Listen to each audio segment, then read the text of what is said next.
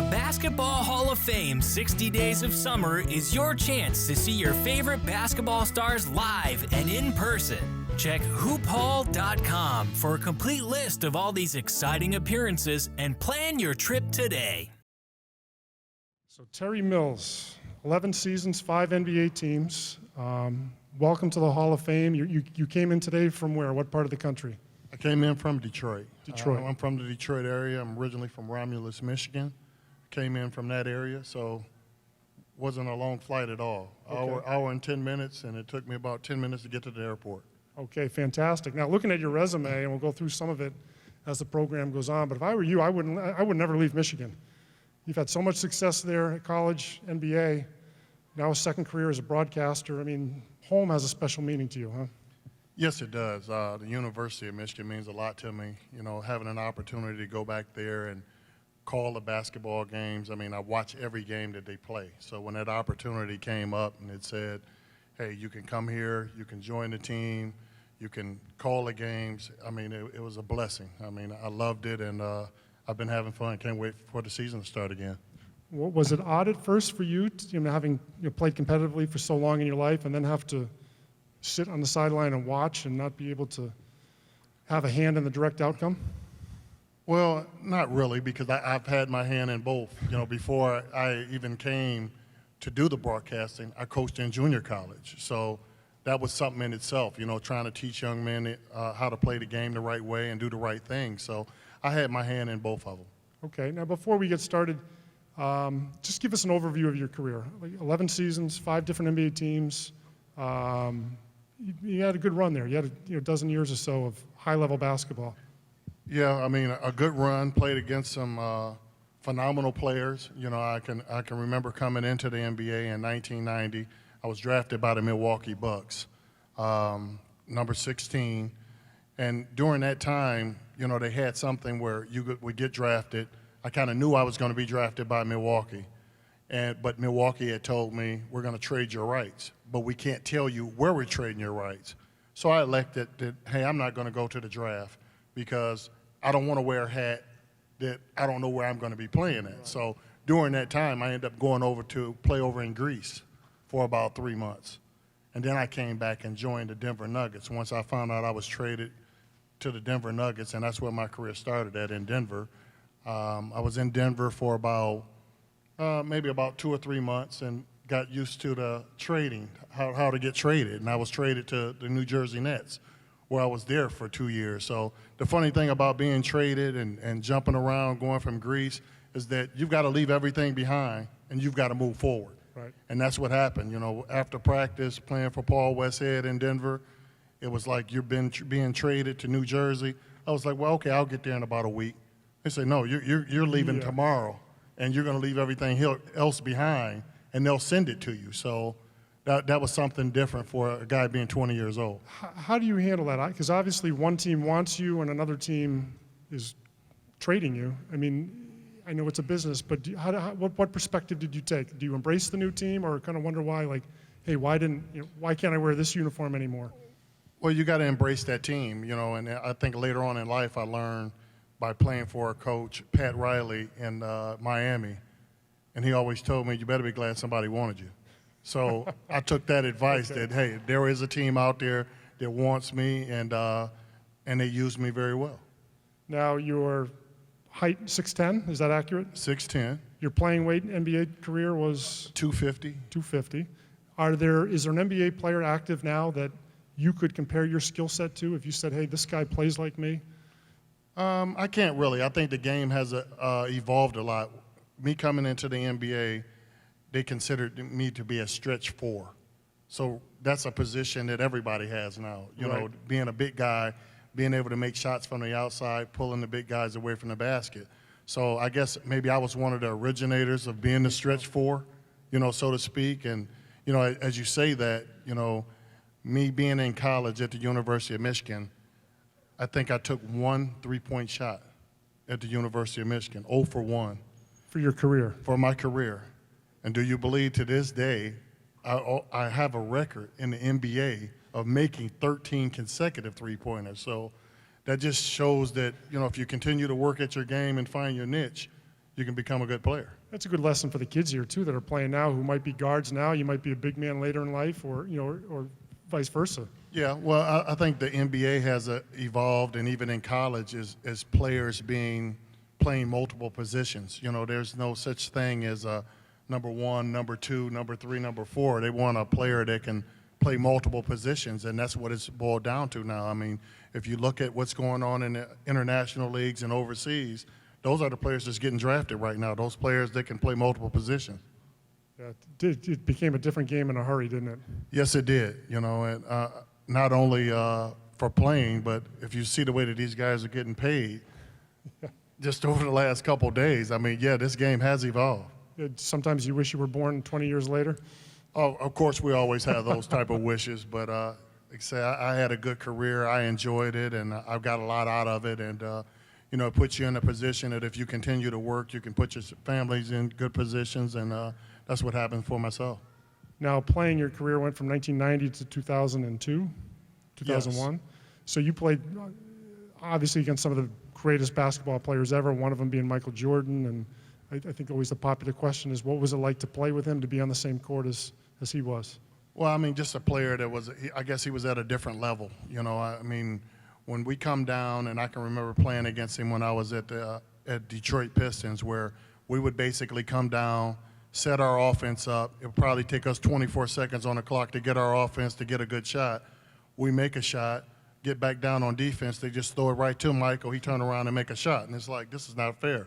This is not right. I mean, They didn't have to do anything to work to get their offense. You could just throw him the basketball, and that's the way it went. But like you say, playing against a lot of great players. I can remember the last time I was here, Hartford come in and played. I played against Larry Bird, believe it or not. There you go. They used to have games where the Celtics would come up here and play, and, I had an opportunity to play here. So back again.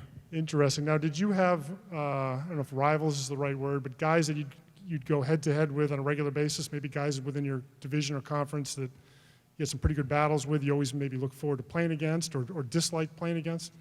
It's a lot of just tough players out there. And, I just heard you had a gentleman in here who I considered one of the toughest players at my position to guard, and that was Terry Cummings.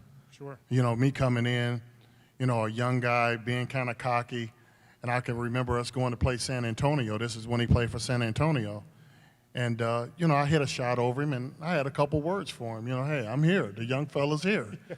And I remember the coach called timeout, and the coach said, don't you say a word to that guy right there. He's like, he's a real man. Don't say nothing to him. And I can remember the next 3 or 4 trips down, I mean, he just handed me my lunch, so you just learn to be humble very fast. Yeah, quick lessons. But that's only natural probably coming into the league, and you've had so much success already, and you want to establish yourself as a top player. So you got to stand up. Yeah, you got to stand up, and you try to do that. Me coming from the University of Michigan, we just came off a national championship, and so you're gonna be cocky a little bit. Yeah. But I can tell you what, this league, and as you play basketball and continue to play, this game will humble you very fast. It will, whether you expect it or not. Your youth, growing up, how early did you start playing basketball? Was it part of your childhood? Yeah, part of my childhood. I come from a list of basketball players that played in my family. My cousin Grant Long played for 13, 14 years. My uncle John Long, who played with the Pistons back in like 78, played with Chapuca, Isaiah Thomas. So we always, had an opportunity to play against those type of guys. You got another guy, Daryl Dawkins. I had a chance to play against Daryl Dawkins when he played for the 76ers, and I was only 14 years old. So you're talking about a guy being thrown in the fire. I had a chance to play against all-star guys. I can remember Andrew Toney coming back and playing, and Clark Kellogg. Just some of these Hall of Famers, so to speak. I had a chance to play against them at 14 years old. So you took to the game pretty quick. You were pretty good at an early age. Pretty good at an early age, just like you said. Me coming out of high school, I was ranked either number 1, number 2 player in the country, and I could have went anywhere pretty much. I had a scholarship offered by everybody, all over the nation. So, being back and forth, me and J.R. Reed at the time were 1 and 2 back and forth, and so, it's like you said, it's a humbling experience. Once you get to college, you notice something right away, is that everybody's on the same level as you. I mean, you might get ranked high in high school, but all of a sudden, as you start to climb that ladder, everybody starts to become on the same level as you. You're in a different pool at that point. Now, you mentioned the recruiting offers, the scholarships. You had a chance to go wherever you wanted, wherever you wished. You decided to stay at home in University of Michigan. Was it an easy choice? Was it something you thought about, through high school, like this would be the place I'd like to go? Well, I did. It wasn't an easy choice at all. I took a visit to Ohio State, took a visit to Syracuse, took a visit to Michigan, and I took a visit to Kentucky. I really loved Kentucky. I was pretty much set on going to Kentucky, but they had a coaching change at that time. That's when Joby Hall was there, and then Eddie Sutton decided, he took the job. So then Eddie Sutton pretty much said that I was the best player he ever seen. So that wasn't really ringing out. He was recruiting me but I think I was his number one priority at that time. So you go to Michigan, things work out wonderfully for you. How close was the university to your hometown? Probably about 25 minutes. Perfect then, huh? You're 25 minutes. And, here's another funny story. I go back to the athletic director. After I retired from the NBA, I went back to the University of Michigan to get my degree, to finish my degree, which I got my degree. I finished my degree at the University of Michigan. And the athletic director said to me, I can't understand how the guy that lives the closest gets charged for out-of-state tuition. and I mean, it was a big difference, so I will tell anybody, being on scholarship, you have no idea on what it costs as far as a scholarship is concerned, because you just get a card, you go in and get your books, you go in and do all these other things. But now I have 2 daughters, and I'm paying for college, so I have an idea on what college costs and what a college book costs. So take advantage of that. The tables have been turned. The highlight of your college career certainly was the NCAA championship you guys won in 1989. Guys like Glenn Rice, Ramil Robinson, Loy Vaught. I mean, that's obviously once-in-a-lifetime opportunity. How often do you think back to that team, that year, that season? Well, all the time, because that was a special unit. And when you win a championship, I was talking to Jason earlier, you kind of stick together. That holds true.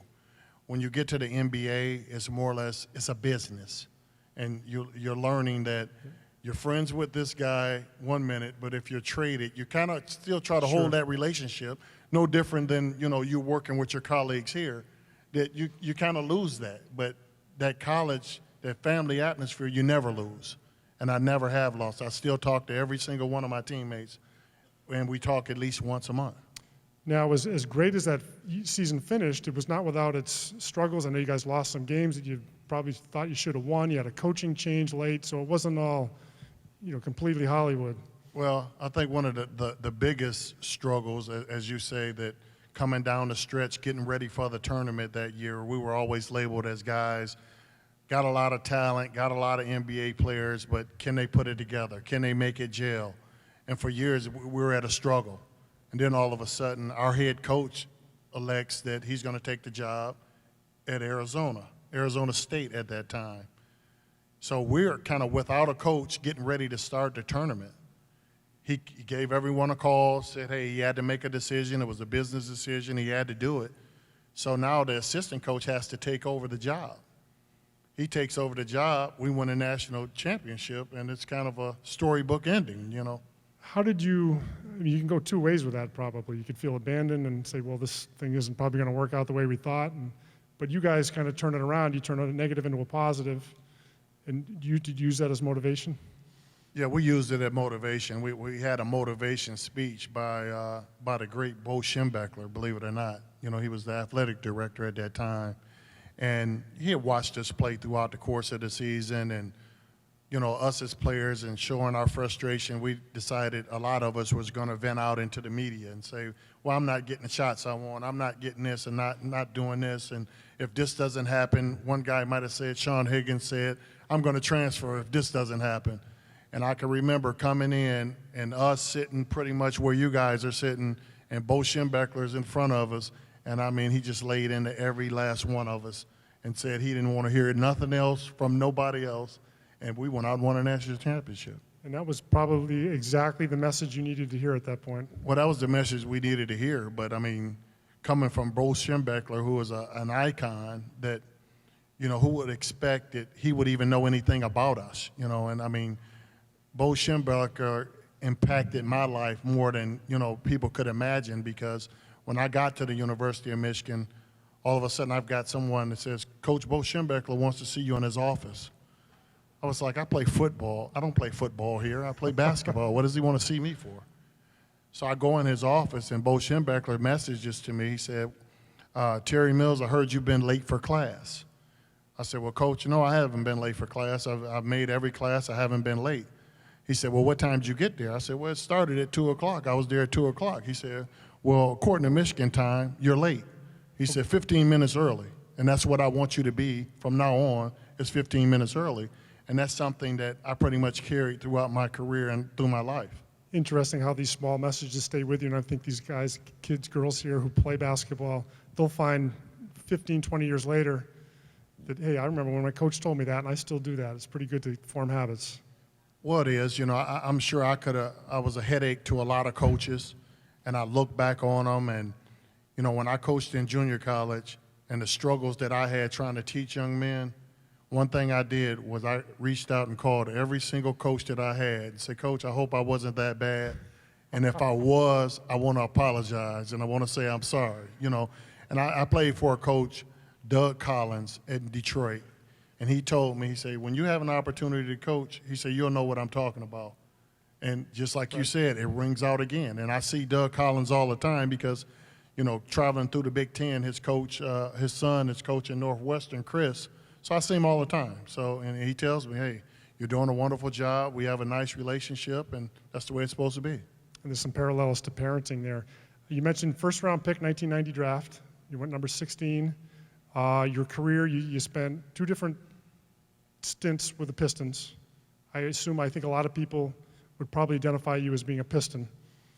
I would say so. That's probably, most people do identify me with the Pistons or either the New Jersey Nets, because that was probably during the best times of my career. You know, I pretty much fought injuries, you know, right after Detroit, my second stint. I think coming off of knee surgery, I think I've had like 4 knee surgeries on one knee. So coming off of injuries, and this game doesn't last forever, like you said. Now, the first time you joined the Pistons, you've got, it's kind of the end of the bad boys era, the late 80s, and so much success, but you still have an opportunity to play with Isaiah Thomas, Dennis Rodman, Joe Dumars, Bill Laimbeer. Is that an easy or difficult situation to jump into where they're already established and you're a new face? I thought it was an easy situation because those guys taught me a lot about the game. You know, being able to be mentored by those type of guys, even though they were late in their career, coming down, and, you know, Chuck Daly had left at that particular time. It was a great experience. You know, I mean, playing with Bill Laimbeer, I mean, here's a guy that everybody hates, but I tell you one thing, if he's on your team, you love him. Sure. He's one of those type of guys. So being able to play with him and play with Hall of Famers like Isaiah Thomas and Joe Dumars and Dennis Rodman, I mean, a lot of people don't get those opportunities. And for me to have that opportunity, it was special. Now, you retired maybe mid-30s, age 34, 35? About 33, 34. Was it was an injury? Yeah, it was a knee thing? injury, just Okay. a nagging knee injury. Every year I would have knee surgery from, like I said, from about year 8 on, you know, and it just, you know, it was just time to give up the game at that particular time. So now at that age, you have your life in front of you. I mean, you said you ventured into some coaching, which was education, I'm sure. And then now you're involved with some broadcasting. Just talk about that second stage of your life here, the coaching and the broadcasting.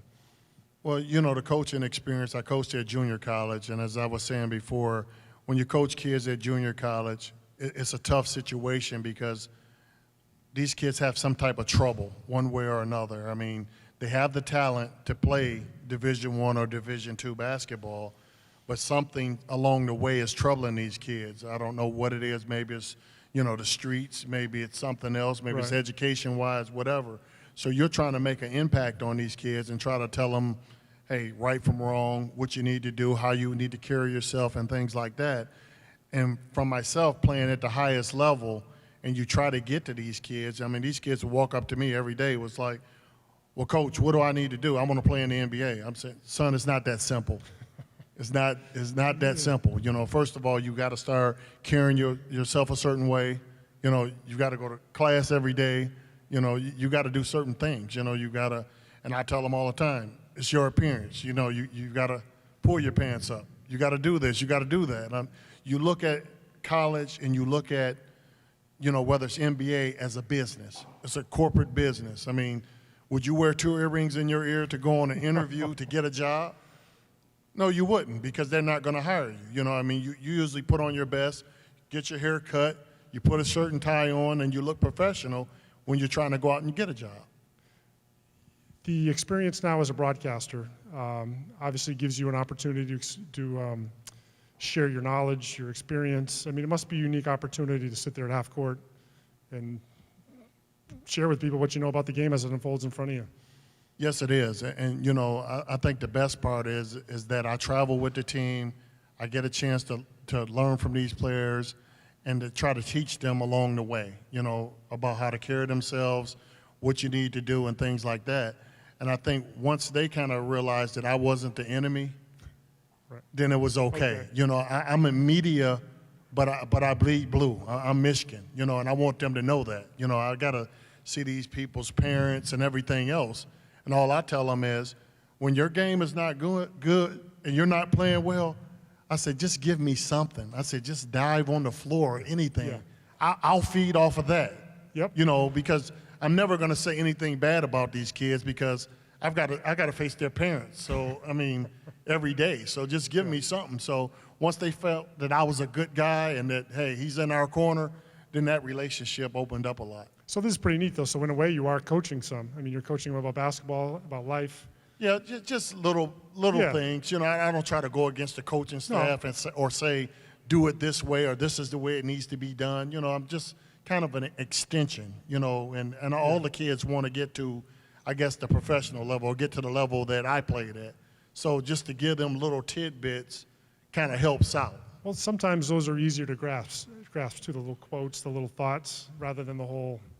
Yeah, well, when you hear from someone that has done it, it helps a lot better. I mean, a coach can tell you one thing, but a guy that actually done it, you know, and for some of these players, like I said, my players that I even coached in junior college, believe me, it took almost a year and a half for these guys to notice that I played in the NBA and would start bringing in basketball cards.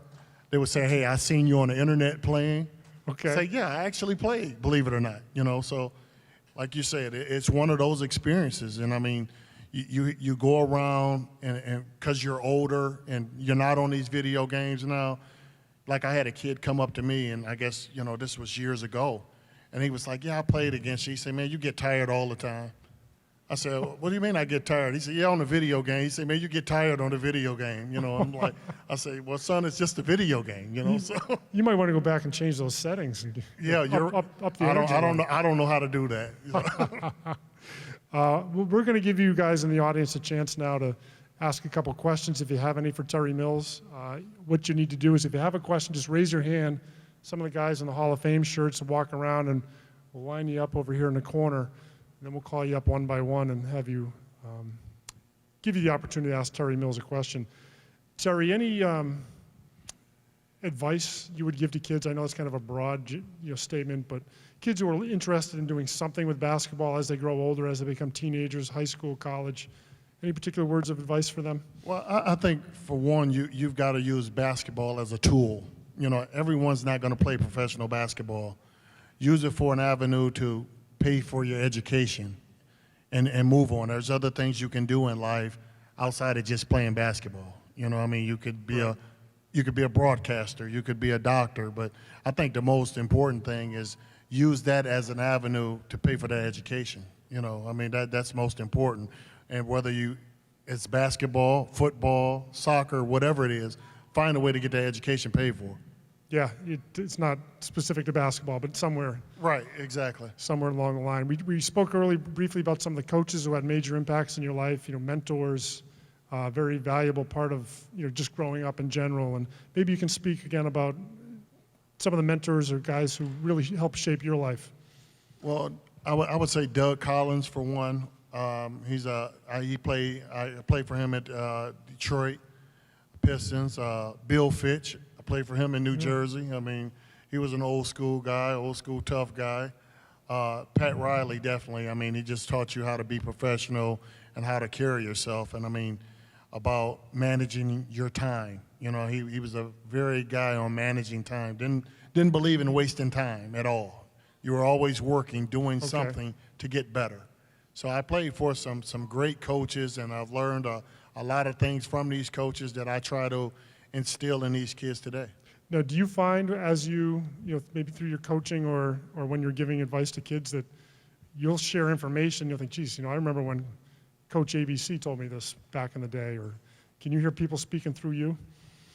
I do. I do see that, and I think that's what it's all about, is being able to repeat it. And I can remember speaking at basketball camps where kids pretty much said, I remember when I was 6 or 7 years old and you came to my school and you spoke, and I remember what you said. And I mean, these people have went on to be the doctors, much successful than I am today. One of the guys is actually a chiropractor, and I go see him from time to time. Really? And he remembers that I came to his school and spoke to him. So that means a lot. Yeah, nice to see that come back. How are we doing with the questions? Anybody have any questions? We'll get some, just maybe one of the guys on staff here can come grab you, and you come over to the corner of the court here, and we'll call you up one by one. Yeah, we'll get some guys from Rybrook. I figured there'd be a couple questions in there. When you come up, what we're going to just ask you to do is tell us your name, where you're from, and if you have a favorite team or a favorite player, you can share that with us. And once you come up, we'll start with a question and answer. You ready for some tough questions? I'm ready. That's the gentleman that knew everything about the cities, right? Yeah, look out for him. That's that gentleman. What did it feel like to win the national championship in your hometown? I think it's something that no one would ever forget. One thing about a national championship or any championship is that still today, people know where they were at that time, and they'll always tell you, I could be in this airport, and if someone recognizes me, they'll tell me where they were at that time and what they were doing when we won a national championship. I heard from people being in Hawaii. I heard from people saying that, they were in New York or wherever they were at that particular time. So it's an unbelievable feeling and something no one can ever take away. Even all these years later, and you just had a 25th anniversary? Yeah, we have a 25th anniversary. I mean, we started at 10, and then we did a 15, we did a 20. Now we're doing a 25. So, I mean, they haven't forgot, and I mean, it feels just as good as it has, from the beginning. I mean, that championship was unbelievable. Good. Hey, nice question. You can work at ESPN someday. How's that? Sounds good. We'll bring up another question, and that remains the only championship that Michigan basketball has won. The only one. Although I think some people expected some just even a couple years beyond after you left with the Fab Five coming in, and I know they knocked on the door. Okay, question? Which team did you enjoy playing for the most? I would say the Detroit Pistons. I enjoyed playing for them the most because I was there the longest. So I was able to gain a lot of relationships, being there for 6 years and play with a lot of special players. Was there a close second? Was there another, you said you spent some time in Miami? And I would say the Miami Heat. I fought a lot of injuries during that time, but I played with Tim Hardaway, Alonzo Mourning, Jamal Mashburn. So Sure. We were a star-studded team, so I would say that would be my second. And the winters are nice in Miami too, huh? A little better than Detroit. Yep. Thank you, sir. Appreciate it. One of the old guys. Are you from Rybrook? Okay. You're not from Rybrook. Okay. Originally from Camden, Arkansas. Live in Hampton, Virginia now. There's a EYBL. I don't know if you're familiar with it. It's Elite Youth Basketball, part of Boo Williams and Nike Basketball for Youth. Well, my question is, a lot of these kids travel around the United States to play top basketball at youth level, and then you see a lot of kids that go into college and doing 1 year and done. How do you feel about the 1 year and done? Was you able to leave school early as kids are today? No, I didn't leave school early. I stayed all 4 years. I'm not a real stickler on a one and done, but I mean, I think that, you have to do what's best for you and your family.